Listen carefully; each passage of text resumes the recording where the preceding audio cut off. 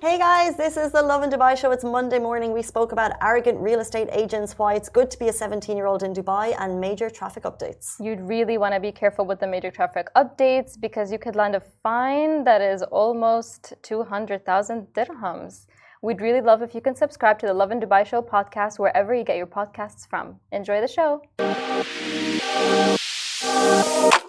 Good morning, Dubai. Happy start of the week. Welcome back to the Lovin Dubai show, where we go through the top trending stories that everyone across the country is talking about. Our top story for you: 17-year-olds can get driving licenses in the UAE. And the UAE announced some changes to traffic violations. Dubai police celebrate an Indian hero for returning 100,000 dirham that he found. Later on, we're going to talk about how one real estate agent's arrogance cost him a 90,000 dirham deal. And later on in the show at about 8:50, we're talking about the One Development Vision, AI innovation and star power in Dubai's thriving real estate market. So, don't forget to prep yourself for Halloween because it's almost here. Prep yourself for Halloween at Daiso. ASAP Halloween is just around the corner, which means it's time for Halloween decorations. And Daiso Japan has got your back with the biggest and most affordable Halloween collection in the UAE. As you can see, it is absolutely huge. They've got 3,000 Halloween items, from kids to adult costumes to fun accessories, cool masks, spooky decorations, and even lights and pumpkins. You can completely transform your space without breaking the bank, by the way, because these products start from 7 fills. With over 50 stores in the UAE, you'll really easily find what you need, and they're adding new items every month. By the way, if you're this person there who loves Halloween, you know that there's like people who love Christmas, they love celebrations. There's the Halloween people who start like 2 months in advance. And if you're the type of person that like sets up your entire house, which by the way, I was in Jamaica Golf Estates this weekend, like the houses are just covered, some of them, in spiders' webs. they're going big this time. Like I love like Christmas decorations, but when they do Halloween, I just love it. I love the vibe so much. It's when Dubai does it. Like I've never. Maybe it's because times have changed and people in Ireland do it now as well. But like literally, the houses were covered. People just went ham this time. I think in a spider's web, and all their golf buggies. You can't see the video here. They're just like they're so creepy. And you know, people drove past me in a spooky golf buggy, and I go boo, and they just kind of were like. They were like, okay. Yeah, they didn't like it. And I was like, oh, I shouldn't have done it. Why did I do it? But I just thought it was the Halloween vibe. I thought we were scared each other. I thought we were like, you know. I thought it, you know what? They didn't pass the vibe check. No, but it's okay, I didn't. Okay. I made it awkward. No, but honestly, I love Halloween, especially when they go big with like home decorations, car decorations. Obviously, like to an extent with the golf buggies and stuff like that. I feel like that looks so cute, to be honest. It's just fancy. I love it. So fancy. And we probably know where they've all been shopping at Daiso, as we said. Really good value products this year. Amazing quality as well. So if you want to partay this coming Thursday 31st, which is the All Hallows Eve, you can do so and get your costumes at Daiso. Let's jump into our top story for today on this Monday morning. 17-year-olds can now get their driving licenses in the UAE. So in the last couple of days, the UAE government issued a federal decree law on traffic regulations, and they have updated various traffic rules. And one of the key changes is the reduction in the minimum age for obtaining a driving license. This means the age for getting a driver's license has been reduced from 18 to 17 years, making it the first country in the region to do so. The new rules will come into effect on the 29th of March, 2025. Oof. If you're 17 and then you hear that. This is amazing news for them. It's nearly good news. Drivers aged 17 will be able to apply for a license after passing their theoretical and practical driving exams. This move aims to create a new generation of young, responsible drivers by instilling road habits early. So basically contributing to a positive overall safety on the UAE roads, which is a really interesting point that like the younger you learn to drive, the better your driving habits will be. So I get it. Really? That would be really interesting, to be honest. What I saw in the comments when Lovin Dubai posted about this a couple of days ago was that they're like students, like, what was it? enter university at around 17. You can, like, I entered at 17, just about, like, turning 18. So it would have been really helpful to have a car then. Yeah. This is when you start being independent, you go to university, stuff like that. Like, you have some time off between classes and stuff like that. So it'd be really helpful to have your car, to be honest. It's just logical, and I guess the busier life gets, the less time that you have to do your driving license. But I would encourage anyone who is 16, 17, and 18 to just do it, because what happens is you get 10 years down the road, literally, and I got to, I think I was about 30 and I didn't have my driving license in the UAE, and then it's hard because then you're thinking, these roads look scary. I think when you're younger, your fear is less. I felt like I got it quite late, to be honest. I feel like I got it at around 22, 23. I felt like I was like late bloomer to the driving thing. But no, it's great. I wish I got it sooner, but like 17 is honestly really nice. Before that, you could start learning when you're like 17 and 6 months. Do you think that's going to be reduced as well then? Yeah, I guess. Well, I don't know. I just know that as soon as you're 17, once you pass the theory, then you can go towards it. But it's always fun. Like in Ireland, I think I did my theory like 3 times. I just kept on failing. And this one here, I did my parking like 4 or 5 times. Not all of us are lucky, like Hisham in the back room. What do you mean? He got it like... He got his parking? He got... On the... First try.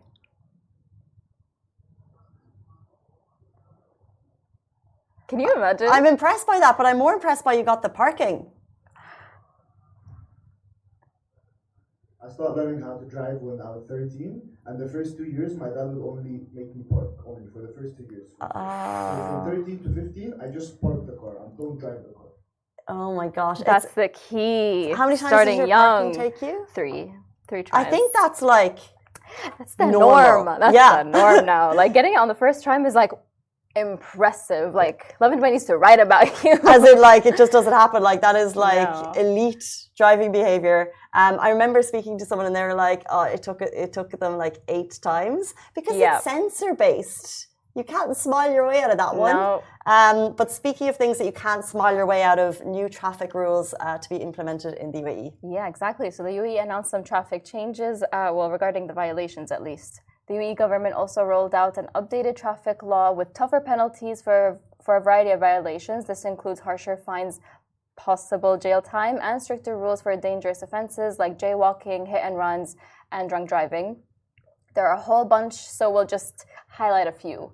So jaywalking is around 5,000 dirhams to 10,000. Driving with a suspended license is around 10,000.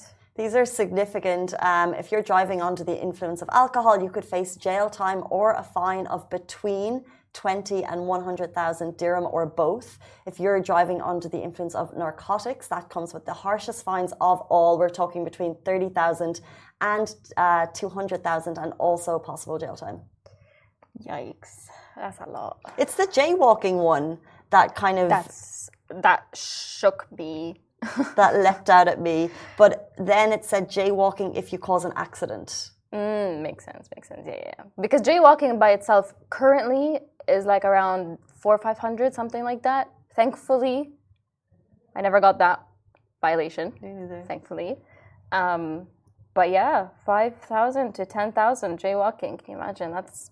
If it causes an accident. I don't think we're a jaywalking city. Like, no. I remember growing up in Ireland and it was like everyone, it was just chill, just cross the roads. And then I went to places like Germany and nobody even dares to cross. Like, there could be no traffic at all, like nothing coming, and everyone just kind of stands there. And coming from a place where you would like jaywalk a little bit, it was kind of weird that you're like, but there's no cars coming. But I think over time you realize that that's for the best safety-wise. Yeah. And I think for the majority here, most people, I think, really respect the rules. And most people don't jaywalk. Like, especially if I'm on a tram, like, I don't trust that it's not going to come, so I'll just wait, even if it's like that 5 minutes. Yeah, like, you never know. At the end of the day, like, these kinds of rules and regulations regarding traffic violations and stuff like that, it's for our safety at the end of the day. So yeah, sure, the penalties are harsh, but at the end of the day, it's for our safety.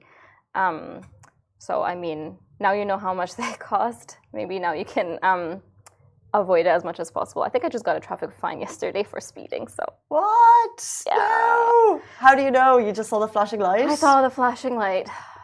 It's great. And I was in Abu Dhabi, that's why. Because I forgot. It said 80, I was like, so 100. And then I was like, oh, yeah. That's where I got my first speeding fine. It hurts so bad. And I'm just waiting for the message to pop up. So I know it's coming. You try and dispute it. Yeah. And I've had one sitting there that I need to pay as well. Oh, and there's so much money. It's like 600 dirham, depending on where you are. Speaking of so much money. Yes. Speaking of so much money, you never know where you can find it because a Dubai resident was honored for returning 100,000 dirhams. Dubai police just celebrated the incredible honesty of Mr. Swedish Kumar. He found a whopping 100,000 dirhams in Al Barsha and returned it immediately.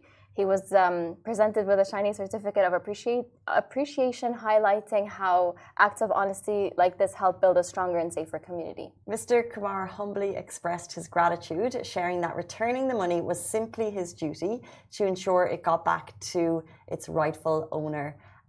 So many stories this weekend of people just leaving things. Right? I was like, why is this a common trend right now? People just leaving their bags. They're like, I came back, a day later, my bag was still there. I came back to the bathroom and my sunglasses are still there. They later, I'm like, why are you leaving your stuff? Yeah, like, okay, we get it. It's Dubai safe. is very safe. It's really nice to find your stuff there after a day or whatever. But like, maybe let's not do it. And leaving 100,000 in Al Barsha, just how do you leave money? It's the cash thing. Yeah. Who's carrying that much cash? Maybe they've got a massive fine to pay. I don't know. But it was someone we had on the show did the safety test. But they actually did the safety test. It was like leaving a Lamborghini with the door open or something. And I'm thinking, yeah, we live in a safe environment, but you really just need to remember that, like, this is a bubble, and why are you trying to tempt other people? And just recognize the privilege that you have to have access to a Lamborghini, like the privilege that I have to have a purse and a wallet that might contain some cash. And if I'm leaving it there, recognizing that not everyone has that, and if you get someone in a moment of desperation, like things can go missing. So, and let's not waste police's time. Yeah. Let's just avoid it altogether and maybe not do these kinds of tests and maybe just be careful overall, because at the end of the day, I feel like if you're so used to this bubble of safety and stuff like that, if you travel abroad as like a tourist, you're gonna be surprised. See you later. It's like literally like Farah's phone. I'd be like, don't have that there because it's gonna be gone. Right? Like I wouldn't even think twice because I was like born and raised here. So like I would normally like have my purse out or whatever. Like I wouldn't even think twice. But if I'm traveling, as someone who is so like used to the safety here, I'm gonna forget. Yeah, and you just have to watch your back, and it's just frustrating to think that that's the case. But we're lucky to not have that most of the time. Yeah. What we do have, however, is questionable real estate agents, and that brings us on to our next story, how one real estate agent's arrogance cost him a 90,000 dirham deal. So, real estate agents, please take note. Don't let a deal slip through your fingers because of a snap judgment. This is how one agent lost a golden opportunity before the deal even got off the ground. Yeah, so a potential client reached out interested in a furnished studio. The agent, feeling confident, quoted 55,000 with 4 checks. But when the client asked if it was all-inclusive, the agent shot back saying, this won't fit your budget, so let's not waste time. Just like that, the conversation could have ended there, but the client hit back with a twist. Their budget was actually 90,000. So, moral of the story, never assume and never brush off a prospect. Every client is a potential jackpot, so treat them with respect. It was interesting to see the mixed bag of comments, and I feel like, because it's a bit shady towards real estate agents, and I feel like real estate agents jumped into the comments being like, look, the agent was probably burned from having several prospects telling him they haven't got the budget. But then again, the 99th, and they're in the game of charming people. Like, it's all about building those relationships. So it's so weird to just immediately cut off a deal. I don't really get it. I don't know. It was such a snap judgment, honestly. And it's, maybe I can understand it. Like, the comments obviously were very divided. So I do understand where both parties are coming from, where both arguments are coming from. Some people feel like, don't waste my time. If you are, if you're not going to be able to afford this, then blah, blah, blah. Let's just end the conversation here. But at the same time, every person's a client. Every person has the right to, like, you know, negotiating and all that stuff. So, I mean, I've been through like this sort of hassle as well recently since moving. So like, it's tough. It's tough out there. It is tough out there. And you're so right that like the agent could simply have said, hey, I know someone else that could help you find that apartment. But another comment is kind of agreeing with you. Me, myself, and I struggled a lot when we were looking for an apartment. The leasing agents sometimes they're not so professional. And when I look back over my many interactions with real estate agents, there's some that leap out at me for being amazing. You know, there's some that, you know, I would random, like, I don't know what the opposite is, but cold calling them on Beirut, and they go above and beyond. They're like, what are you looking for? Let me help you. Let me set up a call with you. Like, unbelievable customer service that, like, even to this day, I would think of going back to them for further business. And then the others that were just like, they'd send me links to apartments that weren't even available, that were just wasting time going to see apartments that was like beyond budget and things. And there's such a difference. And it's a customer service game. And this guy or gal isn't playing it. And I'm guessing, like, maybe they forget that this is customer service based kind of job. You're supposed to create a relationship there. You're supposed to, like, build a clientele, because, like, I don't know, your contract can end and you want to move again. You're going to contact that same agent. Maybe you're going to get lucky with them. But to just fire back and go like, this is not going to fit your budget. It's like, you read me from a conversation. Okay. Yeah, so strange. There must be some more context into that, because I can't fathom how someone would have cut that deal so quickly. Look, it's 8:47. We could talk about real estate agents in Dubai all day long, but now it's time to move on to our next story. We're super excited to speak about one development. They had the launch last week, and it's the property development everyone is talking about. So we're going to get the lowdown after this break. Do stay tuned.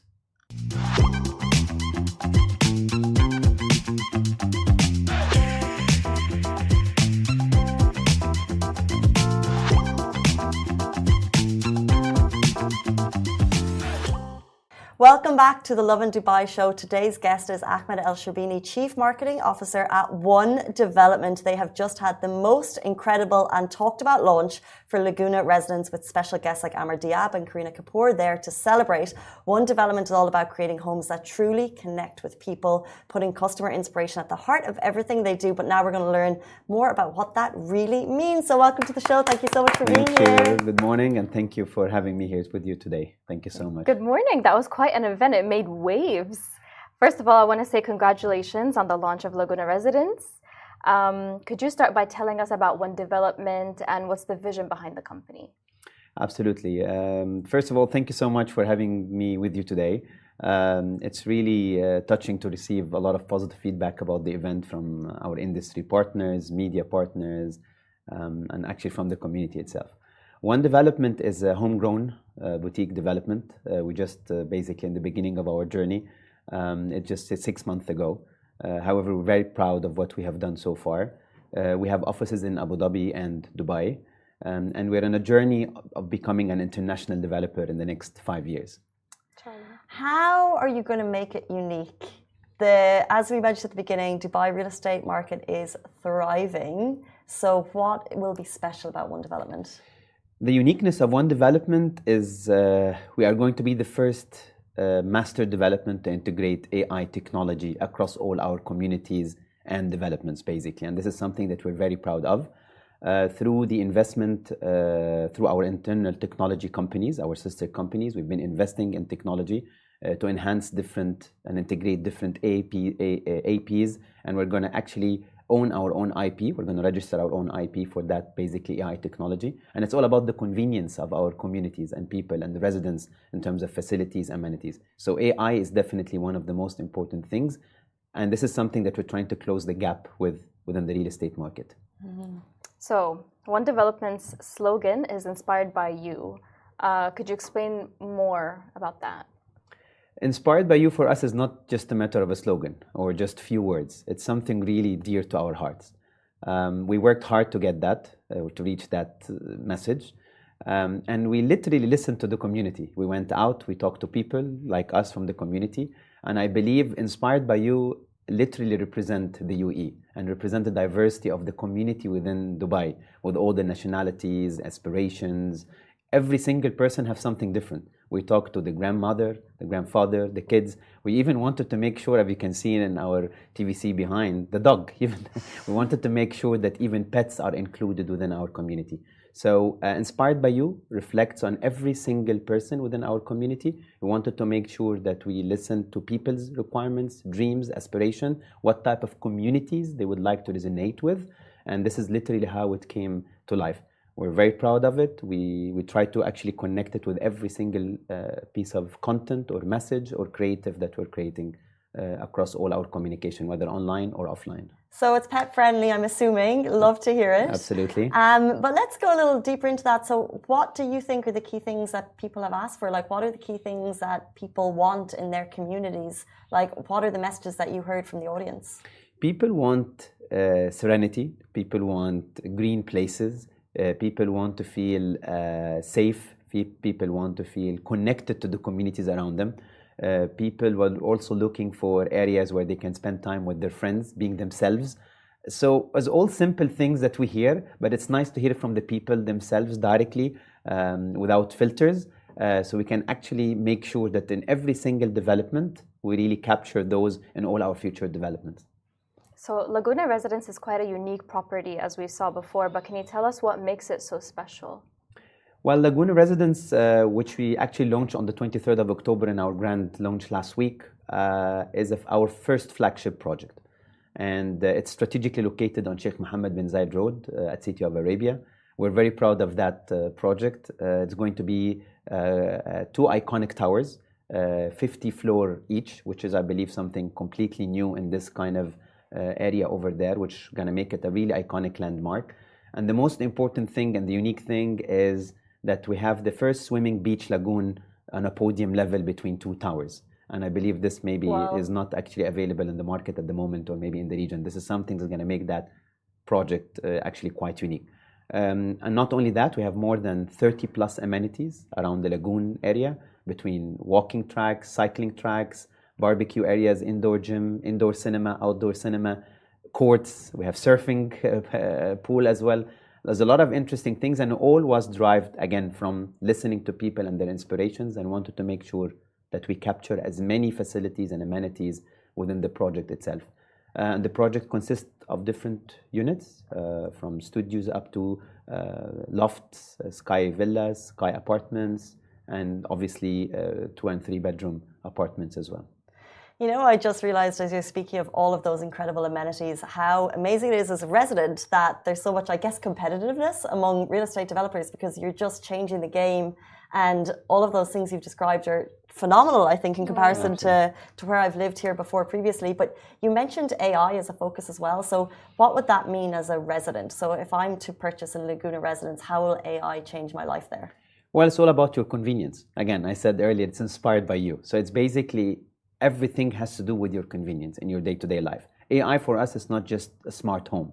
It's beyond smart home. It's everything has to do from the moment even your guests are coming to you, how we actually come to the facility itself, how we make sure that they park easily, they get into the gate easily, to every single facility and amenity within the premises itself. So it kind of connected to your gym, to your house, to the facilities, to the services, everything within your community. It's all about your convenience, security and safety basically within the community itself, for you and the family members, of course. We were just talking about like real estate and like moving and stuff like that. It sounds like maybe we should move.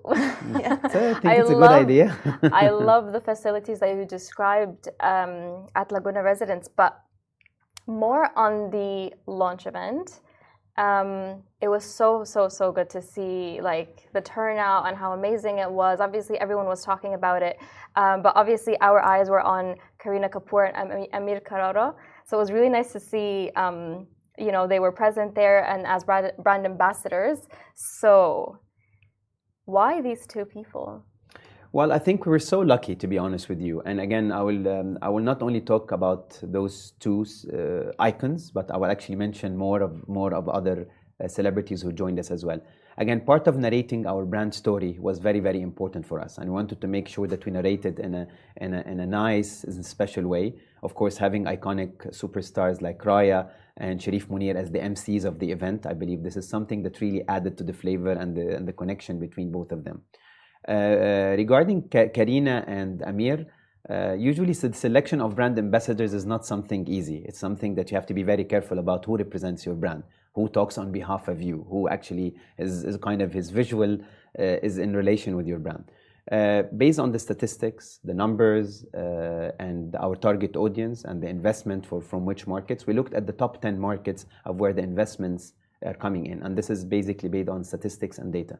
And according to that, for example, the Indian market is one of the top markets still in terms of investment, and we didn't find anyone better than Karina basically to be our support. She's a mother, she's a very well-known, I would say, Bollywood superstar and icon, well-positioned, well-perceived by the community. So I think she really represents what the values of the brand and the connection between one development. And on Amir's side is actually represent more in terms of the Arab world, in terms of the culture, the Middle East, the Egyptian market, and actually all the kind of GCC and Middle Eastern country as well. So I think it's the combination between both of them which help us to reach a wider target audience by different languages and different interests as well. Well, I feel like the audience was certainly reached for sure with that major event. Laguna Residence is the flagship for One Development. What's on the vision board? What are you manifesting for future? Can you speak about further projects that people could look forward to? Well, this is just the beginning. Let's put it this way. We are a very ambitious company. We have a lot of dreams. This is just our first steps basically into the real estate industry. We are already in discussion of a couple of other opportunities in 2025. Laguna Residence is the first flagship project, but it's definitely not going to be the last. We have a lot of big plans, and our plan, as I mentioned earlier, is actually to evolve into international markets. So the focus is, yes, definitely the UAE, Dubai, and Abu Dhabi, but also to expand into international markets within the next 3 to 5 years. Are you speaking about regionally or internationally? Both. Interesting. So Dubai's new real estate strategy 2033 aims to grow the sector's transactions to 1 trillion dirhams. How does One Development's plan to support Dubai's big real estate goals over the next decade? Like, what does One Development plan to do to, be part of that 1 trillion dirham transactions in 2033? Well, that's a very important question. I believe as a homegrown UAE developer, we have a role to play, and obviously which is basically contribute to the UAE economy. And having said that, our first project was approximately 2 billion dirham investment, as we announced earlier. We believe that this is something definitely significant to attract international investors, to interact with working with partners, etc., to kind of boost that economy. So we feel obliged. We feel this is something definitely on top of our agenda. And for all the upcoming projects, whether it's villas or apartments, mega project, medium-sized projects that we're focusing on, we'll definitely make sure that boosting the UAE economy is something on top of our agenda. That is Ahmed El Sherbini, Chief Marketing Officer on One Development. We really appreciate your time this morning. Thank you so much. Thank you for having me. It was a pleasure to be with you today. Thank you so much. Thank you, Farah. Thank you. And that brings us to the end of our show on this beautiful Monday morning. We'll be back here tomorrow morning, same time, same place. Bye-bye.